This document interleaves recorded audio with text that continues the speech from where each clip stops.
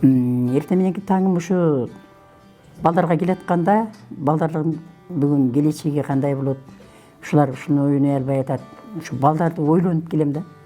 Максатым ушу балдарды бир жакшы нерсеге чыгаруу. Бир образды жакшы түзсө жакшы болот эле. Ушу балдардын тагдыры кандай болот экен деп, ушу келечекке кадам таштап, үйдөн чыккандан баштап келечекти, ушу балдардын келечегин ойлонуп келем.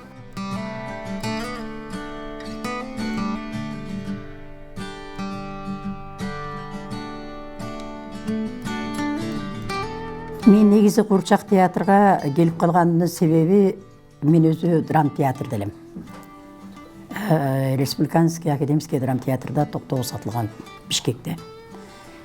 Ошол жерде Акбозатта иштеп жүргөнүздө мына чоң инсандар менен бирге командировкалаганбыз. Татыбек Турсунбаева эчебиз менен, Эшимбеков агай менен, Эке Мухамбетов агайлар менен, дагы Ратбек Рыскулов, Сабира Гүмүшалиева, Далбаевалар менен, Далбаевтар менен, Бакен Кыдыкеевич, Даркүл Күйүк эжелер менен бирге жүргөнбүз. Ал жерде биз ошол жерде 3 жылдык театралдык студия бар, ошону окуганмын. Анан бизди баягы театрдын спектакль бүткөндөн кийин концертный программага чыгат элек.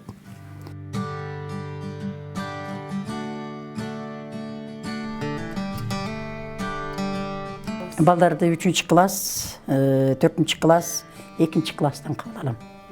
Анан 5-чи класска чейин деле кабыл ала берем, анткени баягы 2-чи класста, 3-чү класста балдардын сүйлөө речин көндүрөм. Анткени баягы орус тили балдар бакчасына барып орус тилде сүйлөп, анан мындай биздин өзүбүздүн адабият тилдерди сүйлөй албай, каткалаң сөздө сүйлөп келишет да көпчүлүгү.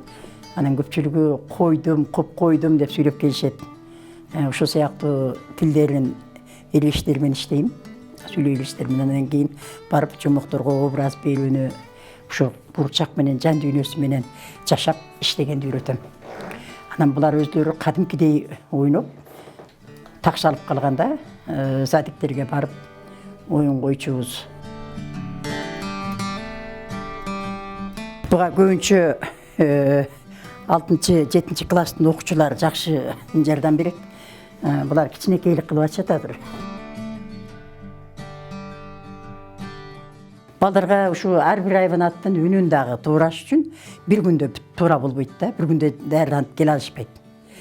Мисалы үчүн бардык азыр шаарда жүргөн балдардын мал, мына жандыктардын үндөрүн үйрөнүш кыйын. Карышкырды деле туураш кыйын балдарга. Ошонун баардыгын биз өзүбүз үйрөтөбүз, образ кылдырып. Эчкинин үнүндө эле кантип сайраш керек экенин, кантип маараш керек экенин, короз кантип кыйкырыш керек экенин баардыгына образ берип атабыз да. Эшиктин оозун карап сүйлөгөн макулбу? Сен тетиги Куурчакта да карап сүйлөп атасың. Көтөрүп чык. Этек жеңин түзүп алып туруп көтөр. Кана, баштайбыз. Саламатсыздарбы жагайлар жана окуучу балдар. Бүгүн биз сиздерге келечек балдар чыгармачылык борборунун атынан ачылган 7-чи Куурчак театрынын атынан жалындуу ысык салам айтууга уруксат этиңиздер. Шашпай сүйлө. Ошону менен бирдикте сиздерге Коён, түлкү жана короз аттуу жомогун тартуулайбыз. Жомокто тынч угуп отурууңуздарды суранабыз. Түз басып кел, кыйгаштанбай. Көтөр Куурчак төдө. Так кармай. Жок.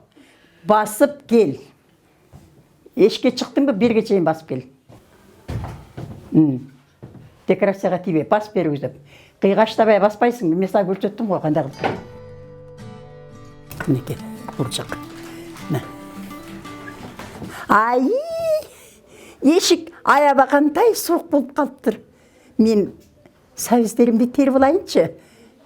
Ойбой! Жаман катуу суук болуптур, деп мынтип жүргөндө түлкү көрүп калат. Ой! Кел түлкү. Не болду сага? Көрдүңбү? Ушундай сүйлөйсүң, мындай каракты карап, анан биякты карап, анан ий деп атканыңда, сүйлөп атканда түлкү чыгат. А сен түлкүнү карап, ой! Кел түлкү. Эмне болду сага? Көрдүңбү? Анан мынтип басып. Мейли анда, жүрү, үйгө кел. Абдан үшүп калыпсың, мен сага чай демдеп берейин. Макулбу? Деп туруп. мындай басып, анан кийин мындайынан бурулуп кирип кетесиң.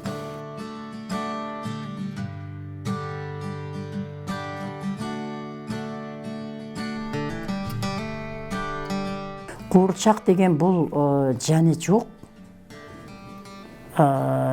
Биздин бир мындай балдарга жеткизе албаган нерсени маданияттуулукту ошо куурчак аркылуу, жумук аркылуу жеткизишибиз керек да. Ошон үчүн жан дүйнөбүздүн баардыгы куурчакка берилип калган. Себеби ал куурчакты ойнобосок, биздин балдарыбыз жөнөкөй айткан жумукка караганда куурчакты ойноп көрсөтүп бергенибиз балдарга жеткиликтүү болот. Айыл, эшикте аябагандай суук түшүп калып турган. Биздер эмеге чогултуп алайыкчы. Ай, эшик суук турбайбы? Ай, түзгү, сага эмне болду? Ай, коён, сен ушул жердесиңби? Ооба. Эшик аябагандай суук түшүп калды го. Сен эмне кылып жүрөсүң бул жерде? Мен биздеринди үйгө жыйнап алайын деп эшикке чыктым. А сен эмне кылып жүрөсүң бул жерде? Мен деген үйүм эрип түшүп калбадыбы? Муздан болчу эле, жаз келип. Ай, үйүң эрип түшүп калдыбы? Көтөр дагы коюнду. Ай коён, эшикте күлүп отура бербей үйүңө кирип жылынып алсам уруксатпы?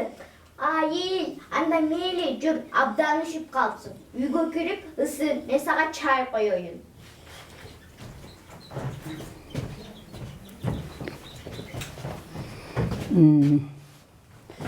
Көтөр коёнду. Ай коён, үйүң абдан жылуу турбайбы? Аябагында кооз экен. Ооба түлкү, менин үйүм кооз, абдан жылуу. Сен отура тургай, мен сага чай коеюн. Ай коён, токтой турсаңчы. Эмне болду? Бирдеке айтар элем. Сендеги, мен сени мактап койсум. Бошот үйдү, чык, бул менин үйүм. Болбосоң жеп салам. Чык, ай түлкү, эмне дейсиң? Чык, бошот дейсиңби? Жебе, мен чыктым. Бошот үйдү. Мен эми каяка барам? Кантем?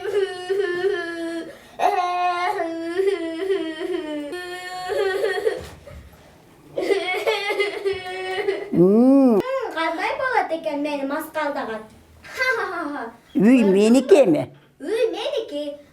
Темселебей жогол. Темселебей жогол, менин үйүм астында ыйла отура албайм. Мектепке кетпеди окуучулар. Ошол мектепке кеткен окуучулар бирөө улакты көтөрөт, бирөө күчүктү көтөрөт, бирөөсү мышыкты көтөрөт, андан кийин эң аягында короз айдап чыгат. Бул жомоктун мааниси ошондой экен. Анан жомок түлкүнү айдап чыгып, анан баардыгы кородо ынтымактуу жашап калат. Баардыгы биригип жарым сааттык мүнөт. Анткени бул балдар куурчакты көтөргөндө баягы сакынага алып чыгып кармаганда бул куурчак өзү негизи балдарга оордук келет. Оор келет эми биздин салмагы кыйла колдоруп талып көтөрө албайм деп мынтип улам ылдыйлаткан ошол. Ал эми булар меле куурчактарын ойночу. Илгери баягы ирим сабагында перчатковый куурчактар деп коет эле. Анан меле куурчактарын азыр жок. Анткени ал куурчактарды Москвадан алып келет элек. Азыркы биздин положениябызга байланыштуу куурчактарды биз театр менен сүйлөшүп жасап балдарга үйрөткөнчө сыйкырчы чал деген 4 чалды барып Бишкектен утуп алганбыз. Окуучулар менен барып, андан тышкары дагы тиги баягы Чилистен деген жомок бар эле, аны утуп келгенбиз. Суркие кийимдерин утуп алдык. Бул куурчакты жасап атканда биз башынан баштайбыз. Башын кадимки эле өзүбүздүн килей жанагы буудай ундан бир аз маз эритип алып, жыгач килейин аралаштырып, андан буну художниктерден сүрөтүн алып, көбүнчө эскирип калган кагаздан айырып, чапташтыра баштайбыз. Башын 2 бөлөк жасайбыз. Бирден бөлөк, биягы бөлөк кылып. Бул 2 жагын бөлгөндөн кийин баягы бириктиребиз. Бириктиргенден кийин тегиз кылып жасап, аны баягы кагазыбыз бар го, ошол кум кагаз менен тазалап, тегиздеп, анан улакка ылайыктуу материалдарды чаптайбыз. Мисалы үчүн шуба, Бағы синтетический кийимдер бар, ошолордун момдай кийимдерди алып, жууп, ушуларды кийгизип, башын жаап, улактын түспөлөн кыла турган болсок. Эми ар бир образ бар, ар бир курчактарга ар түрлүү буюмдарды даярдайбыз да. Анан муну жасап бүткөндөн кийин биз көздөрүн жасайбыз. Бул атайын художниктерден алабыз. Бул кээ бирде мындай бир дерматин бар, кара сумкалардан, эски буюмдардан алып жасасак болот. Буга кадимкидей эле баягы килейбиз жакшы. Жыгач килейлердин өзү эле момент деген килейлерден жабыштырабыз. Мурду деле ошондой килейлерден жабыштырылат. Анан бул курчакты өзү ойногондо негизи таяк курчакча деп коет муну. Таяк курчактарга кирет. Бул атайын таяктар болот. Таяктын башында буржиналар болот. Буржинасы бул эки ыкмасына келет, баягы бурулуп тургандыгы үчүн. Бул таякты негизи балдар колду ушу жерден кармаш керек. Могу белинен кармабайт. Бу жерден кармайт дагы, колун жаап. Негизи курчактын көтөргөндө ушу жерге чейин көрүнүш керек. Бирок балдар пас болуп атат, балдарды көтөргөндө коптасынан бияга көрүнүш керек. Ар бир нерсени шартына карап мамилабыз да. Анан көтөрүп чыкканда, курчакты алып чыкканда эле сразу эле улакка образ берип калсак, ой алда Кудай-ай, мен алда качан төмөн иштим сууну, карышкыр төрөм, мени күнөөлөбөңүз деп сүйлөйт. Себеби баягы карышкыр менен улактын тамсили бар го, Крыловдун чыгармасы бар. Көбүнчө балдарга чакан нерселерди үйрөтөбүз. Ошондо тамсилден, жаңылмаштардан айттырабыз да. Образ бергенде балдардын ар бирин кадимкидей үнүн тууроону. Буларды мындай көңдөй тили менен тууратабыз. Анткени таңдайы менен сүйлөй турган болсо, үнү бүтүп калат дагы, балдарга дагы тоскоолдук болот. Ошон үчүн өзү дыханияны толук алып туруп, көңдөй тил менен сүйлөтөбүз. Ага биз кадимкидей бул образга келгенге чейин тамгаларды даярдатабыз, жаңылмаштарды үйрөтөбүз, үндөрүн даярдайбыз. Андан кийин барып туруп, курчактын сценарийин берип, образ жаратып, курчактардын сөздөрүн бере баштайбыз. Балдарга ылайыктаганда, балдар бул жактан сразу көтөрүп чыгат да. Себеби бияктан боло турган болсо, биякта декорациянын аркасынан чыгат. Ой, карышкырдын үнүбү. Кечиресиз, карышкыр төрөм. Мен сизден алда качан иштим сууну төмөн. Сиз бекерден бекер каарданып жатасыз. Көрдүңүзбү? Ушундай ойнойт, момтуп ойноп, анан карап, анан мынтип басып кирип кетишет. Бала бир жерде туруп ойнош керек. Анткени турак деп басканга мүмкүнчүлүк болбойт. Балдар болсо ошол жактан бурулуп басып кеткенге чейин бутун сүйрөп басып калышпайбы? Себеби бу дагы балдардын кичинекейлиги болот.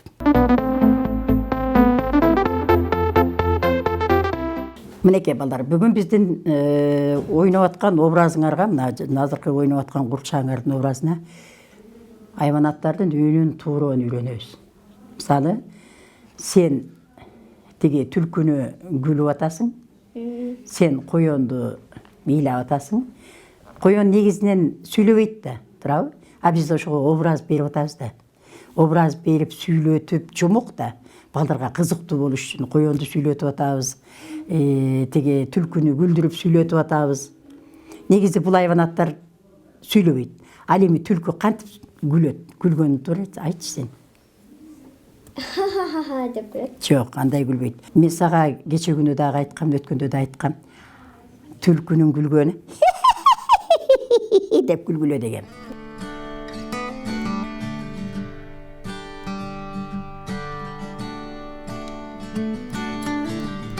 Түлкүнү күлчү гана мен көрөйүн.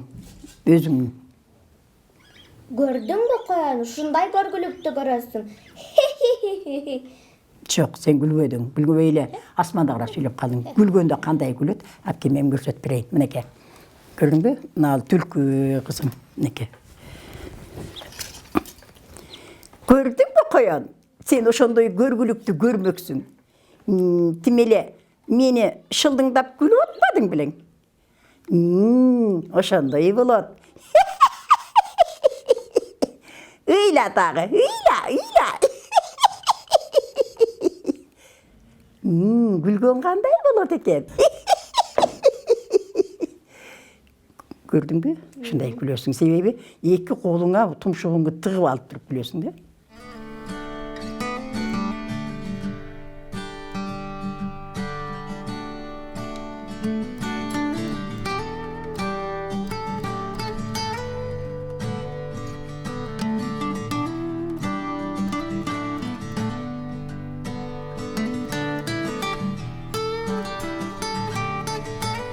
Gördün mü koyan? Uşunday görgülüktü görösün. Sen ne olursun şunda? Qanday bolat eken? Qanday bolatken? Meni timele üyüň erip düşüp qalıptırбы dep gülüp atmadың bileň. Meni timele üyüň erip düşüp kalıptır dep gülüp atmadın bile. Anda seni dostlarıma aytam. Görök ila. Obrazga bir bila. Kolun menen gözüňdi artçygan kanty bar diýsin. Men birinci sekin süйлөтүлем дошум ичке эле. Анан Курчак театры иримине апам алып келген. Анан жайлаштырып келип баштаганмын. Мен 9 жаштан баштап келгем. Апам бияка жакшы сүйлөшсүн деп берген. Эмне үчүн? Мен мурунда тартынат элем. Азыр эми сен кайсы жомокторду аткарып калдың? Коён, түлкү жана короз. Коёнду көтөргөндө колубуз ооруйт. Биз ого кол гимнастика жасайбыз. Кантип жасайсыз? Ал эми бул эки гана образды түзүп атат. Ал бул корозду ойногондо, корозду дагы балдар ойнойт. Муну көбүнчө Арслан Жолошуп жакшы ойнойт эле. Азыр Арслан жок.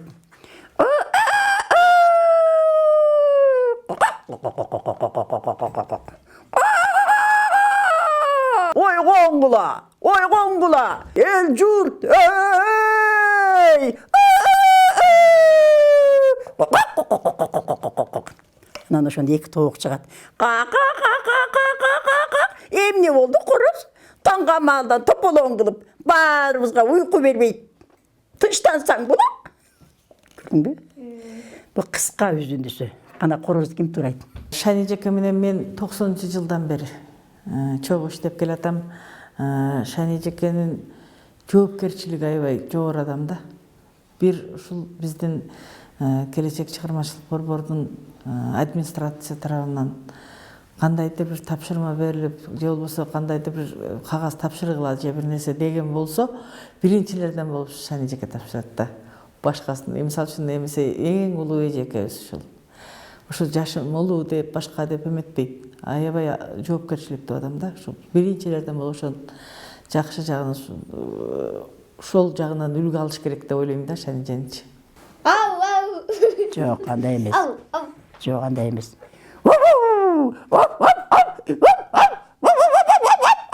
Дечи.